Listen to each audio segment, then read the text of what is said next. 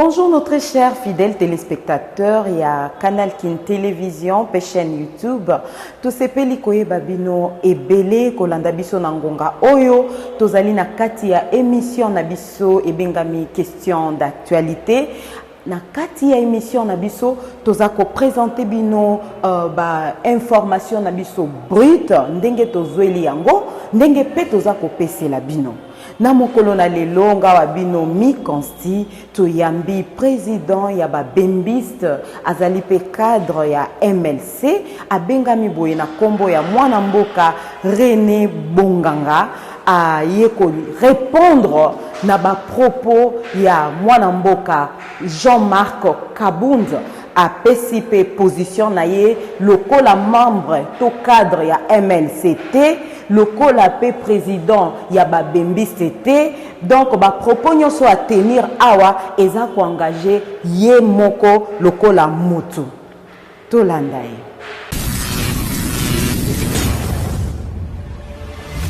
Bonjour président René Bonganga. Bonjour madame. To sepeli ko yambayo na kati ya question d'actualité. Ezali émission na biso o tolobelaka bana mboka bosolo ya politique. Donc ndenge tozolaka ba information wana ndenge topesela bango ba brut to traita kangote bango moko bazomi yo kela pe bazolandango en direct. Ozali boy président ya ba bembiste nyonso. Tolingi toyeba position ya position na bino vis-à-vis na union sacrée parce qu'il y a un des offerts boom ya actualité na biso. Je pense que la position na biso na union sacrée pardon est claire. Nazali président wa Bembi Senenge uti koloba wana, je fais partie du MLC. Mais tous en réserve pour na commenter la qualité ya président wa Bembi c'est tout comme la qualité ya cadre ya MLC. Mais tant que Congolais, j'ai le droit à s'exprimer. Nako yebisa que les lots Babemiste bazali bato défendre vision à Jean-Pierre Bemba.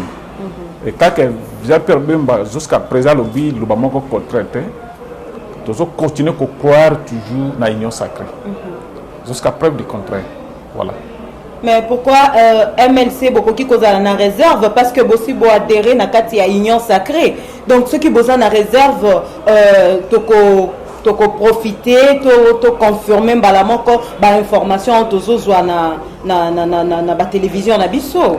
Non, je pense que la ligne est bien tenue que MLC tout comme cadre MLC tous en ba réserve pour na kosala ba commentaire sur makambo etali union sacrée parce que la seule personne au azali habilité azali notre président national Jean-Pierre Bemba. Yemo tazali ko engagé parti. Et puis, nama bena malam, yende motako yeb sabiso, et puis toko yeba ni toka koloba. Mais cela n'empêche, étant que Congolais, n'a pas sa point de vue dans l'amoro comme Bonganga. Comme Congolais. Voilà. Bien sûr, oui. Votre position à vous, vis-à-vis de l'union sacrée? Je vous ai dit, l'union sacrée, jusque-là, je crois à ça. Parce que le président Nangaï, Jean-Pierre Bemba, n'a lobby le contraire. Voilà. Ok, merci beaucoup. Mikolo Tikoleka de Jean-Marc Kabund a pesa kibiso basango o etali MLC na ensemble bandeko ya ensemble va répondre qui mais etikala kibino bandeko ya MLC na yebité natu na yo personnellement position na yo vis-à-vis na maloba ya Jean-Marc Kabund. État que Bonganga, nous sommes comme cadre de MLC ni comme président de Bembis, mais nous sommes Bonganga. Je pense que pour nous, Congolo, l'actualité de près, ou l'actualité en beaucoup de près, Marc Kabunda Zali Motako pèse sa confiance dans Malobanae. Pour hasard, mon bouki le couteau il ne dit pas la vérité. Pour nous rappeler, qui est Marc Kabunda? Marc Kabunda, Kosa Kondo Tchike di Zamuluba. Aza Katange pardon. Zouana Zala Katangete, Azalaka Muluba. Donc il a menti sur son identité.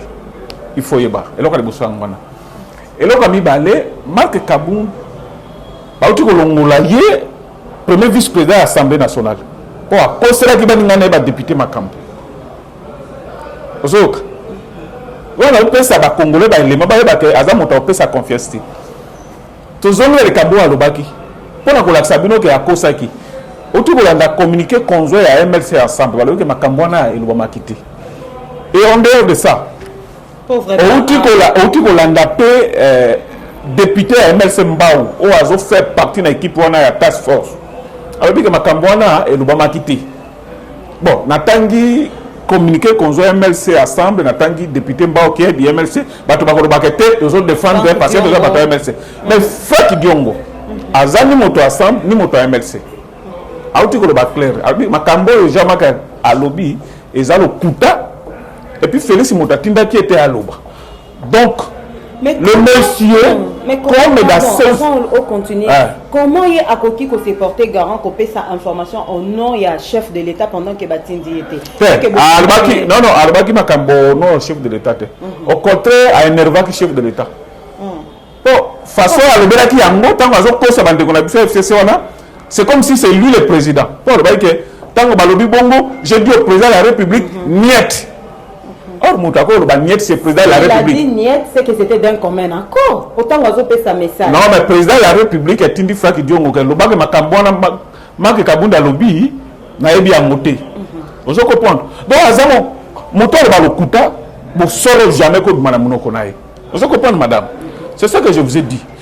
Ceux qui va croire dans le député Mba ou pour Azali Mouta MLCT, ceux qui va croire dans communiquer conjoint à MLC ensemble, mais va croire au moins dans Faki Diongo, qui n'est pas du MLC, qui n'est ni de l'ensemble.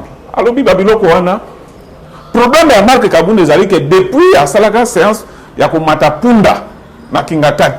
Pour ça, les Zali, il y a accroché, na Bata FCC pour Zoratak, et de commis c'est divertir Kuna Matakapunda. Mais ça n'a rien à voir avec l'IDPS, ça n'a rien à voir avec Tchisekedi. Donc ça, c'est sa position. Kanissa. Félix Aboy Batouana pour que 2 ans, ça y a bango. Ça y a le côté, bloqué. Bon, ils ont reçu bango. Mais président René, peut-être vous aurez répliqué parce que quand on va vivre, comment on est la gâteau. Il y a un binope bopesio, il y a un binope générique, il y a des solondes à Punda, à Matapunda. Maman, la vie politique congolaise, l'idée n'est pas comparée à Bemba. Bemba yebi ndenge batema na mulongo asomba bia tema boya matala ba vol commercialité soka nga kende gemina kenda na avion moko azongi ba poste ni Bemba akoko kende ya kende poste ni akoko kende lukapuna.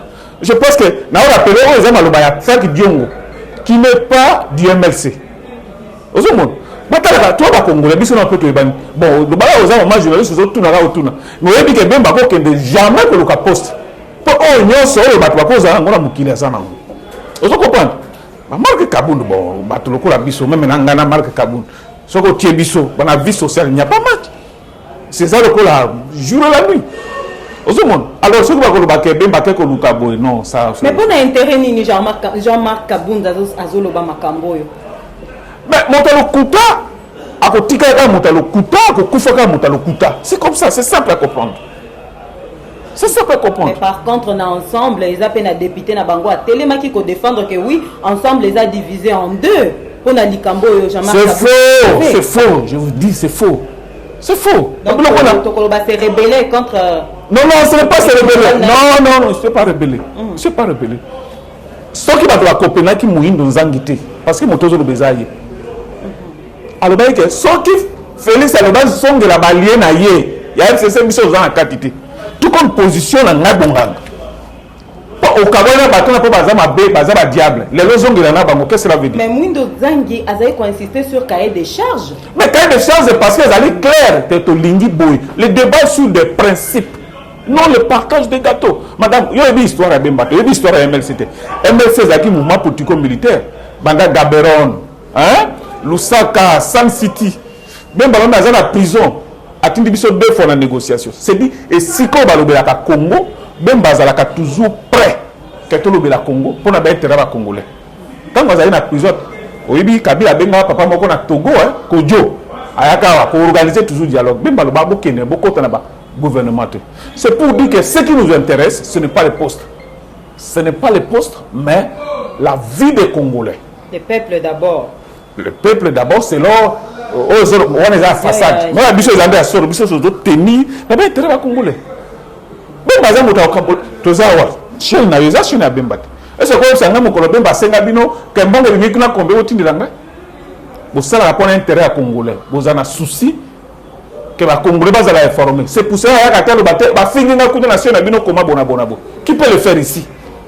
nani politicien na zana chef pe kipaka yango te atika bino bozala na autonomie na ndenge na bino ata yo ndenge za no fingi ya kosa eloko te nana ko sala yango on se comprend donc c'est clair bon je te conseille parce que vous allez maman journaliste au tout na mitune za yo ba réponse na ngai mais oyebi ba réalité nyos au cours de m'appeler leur porte-parole à bimbo que nous défendre pour oyebi mingi ndenge ozawana voilà.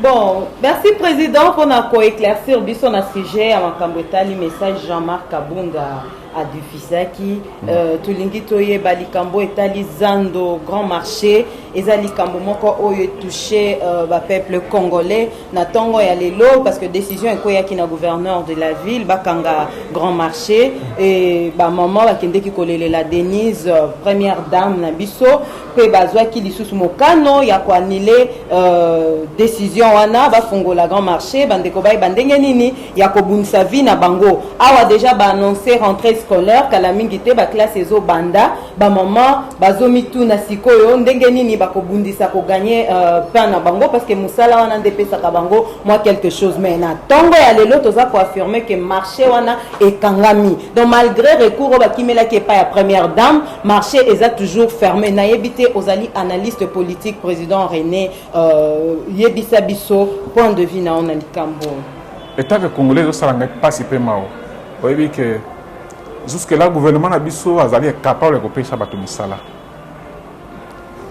na français ba belge balakisa plutôt ko ba 99% ba congolais bazana misala te bato ba bikaka na ba moyen na bango notamment na ba marché wana ezali ba bete soki sika ezali na bosoto balongola bato po ba bongisa yango mais siko ezali nde problème ezali que planification ezali mabe soki ba conscientiser bato na que siko ezali mabe to bongiseli bino sika mosusu yango oyo bolongwa wana momentanément bokoma wana boteka on attendant to tia wa propre po bozonga wana bato bakosirika te bakotumbuka te po babike te tozolongwa wa tokende kotika awa mutu na mutu po akoyebisa batia na ngai batia na ye ke non mikolo boye soki boye koluka ngai na kozala awa te na kozala na esika wana ekopose nango problème te madame ekopose problème te mais ce n'est pas ça le cas bato bazolela na zando lelo bakangi bango kuna bazobuka bamisa na désordre mutu wana baliaka un jour aye ateki boiti azongi na poko alambi mafufu donc nde babuki lelo bana na ye bakolia te lobi bakolia te finalement botindi bana wana bakoma banani conséquence ya liboso yango wana donc il y a un problème de planification on ne condamne pas le mot que bakokaki koboya kobongisa zando mais le planning ozomona problème wana mpona korésoudre yango c'est déjà tard.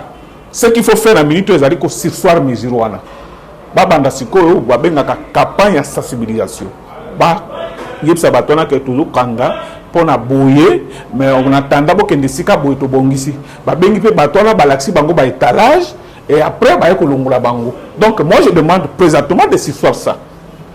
Ok, merci beaucoup président René Bonganga toyamba qui est pour nabino banamboka azali boye président ya ba bembiste nyonso pe azali cadre ya MLC ayaki lelo ko intervenir pe ko répondre na Jean-Marc Kabunda pour na ba propos oya présenter qui vis-à-vis na ensemble pe particulièrement na MLC donc boyoki yango malamu na boyi ko répéter malobo président lobaki na kanisi bolandi yango merci mingi tozana kati ya question d'actualité ezali émission na bino oyo elobaka bosolo na politique ezo mema ba information brute tozo présenter yango ndenge tozo eli yango ndenge pe tozo pesela bino en tout cas ezali pasi likambo ya grand marché na kanisi boyoki malamu ndenge président a expliqué yango pe alobeli yango kozala malamu soki bakoki ko sursoir mesure oyo pour ba population ekoti na kati ya pasi jusque là misala epesamite na peuple congolais marché yango na mutu na mutu azobeta libanga na ndenge na ye mais bakangi marché wana bo ba classe ezo banda ba mama ba ebite bakotangisa bana ndenge nini na Goma awa tolandi ba mama basali marche babimi na nzela pona bana batanga donc likambu oyo etali kokanga ba classe oyo. Est-ce que ce n'est pas anéantir ba génération koya lobby ko remplacer ba lokola ba Jean-Pierre Bemba, lokola ba Moïse Katumbi, lokola ba président Félix Tshisekedi, parce qu'il faut qu'on prépare, il n'y a pas de succès sans successeur. Mais ba oyo ba koya na sima. Les lozo mona te il kambo kokanga ba classe oyo président René, bien que to comme na souka eza question na biso ya souka, ozo mona te keza ko affaiblir un peu génération koya lobby. C'est ça, parce que quand on il faut te préparer à venir. À venir, on a tout préparé. Ils ont d'abord un classe de Batangi. Bato pe bako luka mo ba mbongo na bango na ba moyen na bango mo ba tangisa ba na bango bango wana ba bengani bango. Donc l'avenir est foutu. Si on continue comme ça, l'avenir est foutu. Et ce n'est pas bon. Si mon konzamboka za na souci ya mboka asseoir mesure wana on attendant ba sala ba procédure wana ba bongisi sika mususu. Bengi bato bakende ko travailler kuna et puis on verra ce qu'on va faire la suite. Mais président René, ba question zo continuer comme atara la mutema. Bino MLC et adhéré na kati ya union sacrée. Mais na union sacrée priorité na bino ezalini na kati kuna. On parle du peuple d'abord. Nous avons soutenu cette vision pour l'intérêt des Congolais. Jusque là, tout signé dans notre charte à union sacrée. Le débat est en cours. Je vous ai dit au départ que notre président que nous donnons beaucoup de confiance, il va nous dire la ligne à suivre. Donc c'est très tôt que nous avons adhéré et tout ça. On n'a pas encore signé un document de charte à union sacrée, tout ça. Mais vision, discours, nous croyons à ça. Parce que nous avons dit au départ que MLC, pour notre intérêt à Congolais, elle est toujours présent, elle est toujours présent. Je rappelle que même dans le mouvement politico-militaire, les accords de Gaborone, accords de Lusaka, San City. Na rappela ki yo même na tango ya Kabila. Bien que Kabila sala biso mabe, mais tango benga ki dialogue pour na ba intérêt congolais, bemba na prison, pesa ki biso autorisation toujours tout kindi, tout loba, mais tout kotate. C'est-à-dire priorité pour la biso zali ba poste mais zali pour na bolamba ba congolais. Donc les Congolais sont un sacre national biso. Voilà. C'est que na kati ya cahier de charge na bino priorité zakaka peuple congolais. Voilà, voilà. Congolais à la bien. On a demandé ça. Non, non, c'est pas ça notre priorité. Ah, oui, quand même, nous faisons la politique avec beaucoup d'élégance. Est-ce que vous opposition ou bien dans pouvoir? Nous ne sommes pas comme les autres. Dans émission, question d'actualité, tu as toujours au milieu du village. D'accord, c'est ça, c'est ça. C'est ça, oui, bah, nous trouvons la bimba. Vous avez société qui parle bien.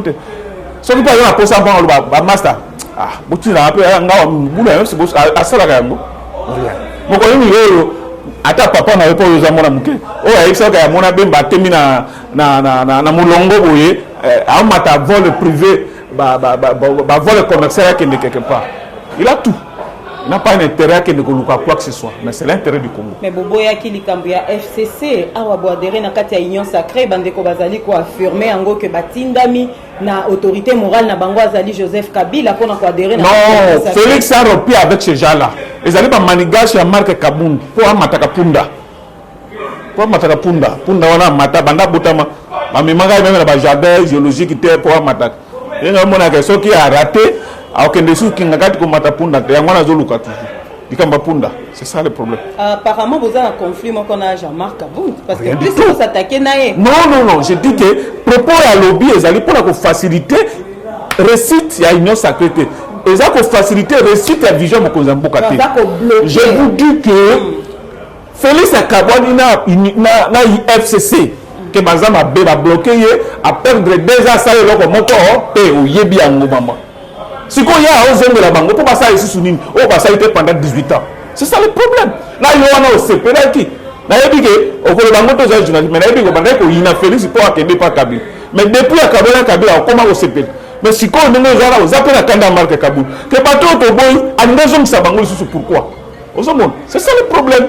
Donc, Zate Kanda, Bonabomé, Ati Kabila Kowana. Donc, ce que les gens qui ont jardin géologique, Moussou, tu es la Punda Kuna Romata. Donc, to retenir que bandeko baza koya ko to komi déjà na suka émission na biso, to retenir to ki okoki ko permettre que to retenir yango que bandeko bazo témoigner que non baza FCC batindami na autorité morale na bango za Joseph Kabila pour na ko adhérer na kati ya union sacrée baza ko kosa parce que tant mutu aye na mission balobi batindami pour na ko déstabiliser union sacrée. Non, bazo ya wana po élément ya Kabila oyo aza kuna na union sacrée c'est Kabundu. Yango nazo sala planification na. Ozo mona ta nga diaboliser bato Félix azana bango besoin au détriment ya bato FCC. Tu vois, depuis akende mona ka punda mataka wana Kabila pesa ka code wana.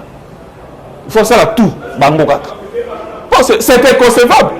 Yo boni bala oyo bala zama be abongsa ngai te alaksa ngai te bonabo boya ko bo fanda bote na lingira mobala nga qu'est-ce que cela veut dire? Mais ceux qui bana bazana katikati libala bana kufa bande quoi des ans ba botu bana te bola muni basali ba congolais. Non, c'est un mariage stérile madame. C'est un mariage stérile ba bote l'autre côté. C'est pour cela Félix a le bité oyo na ki.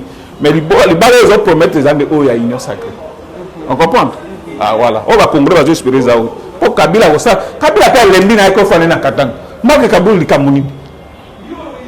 Vous comprenez? Bon, Nasuki. Merci beaucoup. Tokomi Nasuka ya émission na biso. Toyambaki pona bino mkolona lelo président René Bonganga azali boye président ya ba bembiste Bolandi et Malamu parce que aza aye barakolo. Mais je insiste que mes propos engagent que moi. Je n'ai pas parlé comme un cadre du MLC ni comme président Babembis. Je parlais comme Bonganga. Merci beaucoup. Que intervention na M Kolona lelo, ce n'est pas au nom ya MLC, to au nom ya ba Bembis nyonso. Donc ces propos o ya tenir awa ezo engagé kaka ye moko. Voilà, Jassim. Merci beaucoup bana mboka kolanda biso ezanga babino maman Constance na kati ya question d'actualité. Eza émission na bino o bolingaka, bo liker, bo partager ba vidéo, bo s'abonner na noter. Abonnez-vous massivement sur notre chaîne Canal Kin Télévision. Tozali awa pona kopé sabino basango pena nous tolembité. J'espère que ba numéro mususu ezali koya na sima.